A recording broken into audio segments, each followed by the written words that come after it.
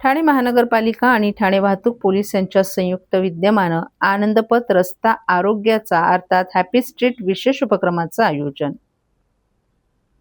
ठाणे महानगरपालिका आणि ठाणे वाहतूक पोलीस यांच्या संयुक्त विद्यमानं पाचपाखाडी परिसरात आनंदपथ रस्ता आरोग्याचा अर्थात हॅपी स्ट्रीट या विशेष उपक्रमाचं आयोजन करण्यात आलं आहे.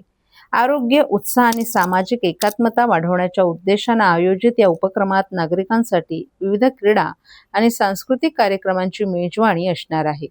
या उपक्रमामध्ये एरोबिक्स, लंगडी, योगा, झुंबा, संगीत तसंच विविध मनोरंजनात्मक कार्यक्रमांचं आयोजन करण्यात आलं असून नागरिकांना उत्स्फूर्त सहभागाचं आवाहन देखील करण्यात आलं आहे.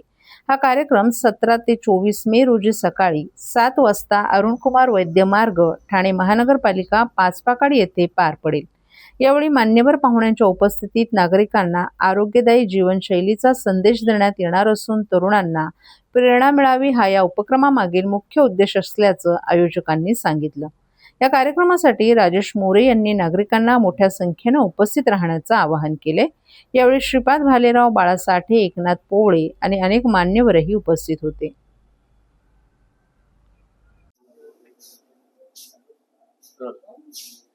सर, काय सांगाल, आनंद पथचं आयोजन करण्यात आलेलं आहे, कशा प्रकारचा हा संपूर्ण कार्यक्रम असणार आहे आणि कोणकोणत्या तारखेला आहे?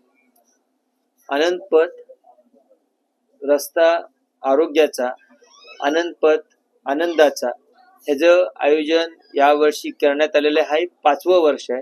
सलगतेनं कोविडच्या पासून आपण आनंद पथाचं आयोजन करतोय.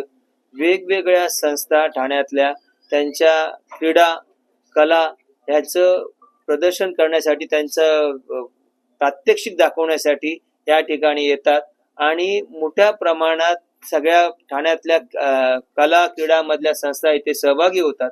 हा सकाळी 7 वाजता म्हणजे 17 तारीख आणि 24 तारीख अशा 2 दिवसात असणार आहे आणि सकाळी 7 ते 9 ह्या वेळेत हा कार्यक्रम असणार आहे. आपण सगळेजण नेहमी चिंतेत असतो की मोबाईल पासून मुलांची सुटका झाली पाहिजे, कमीत कमी मोबाईलचा वापर केला पाहिजे. त्यासाठी अनेक संस्था, ज्या संस्थेमध्ये गेल्यावर मुलांना त्यांच्या आवडीचे खेळ खेळता येतील, त्यांच्या ह्याच्यामधनं मोबाईल पासून लांब जाण्यासाठी सुद्धा पालकांना एक वेगळा रस्ता मिळेल आणि ह्यासाठी आम्ही ह्या सगळ्या ठाण्यातल्या वेगवेगळ्या संस्थांना आम्ही ते आमंत्रित करतो. जवळजवळ 35 ते 40 संस्था येतात.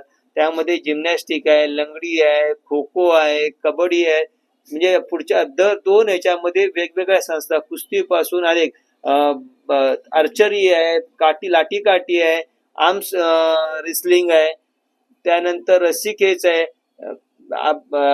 त्याच्यापेक्षा एक वेगळं वैशिष्ट्य असतं, येऊरची सगळी टीम आहे.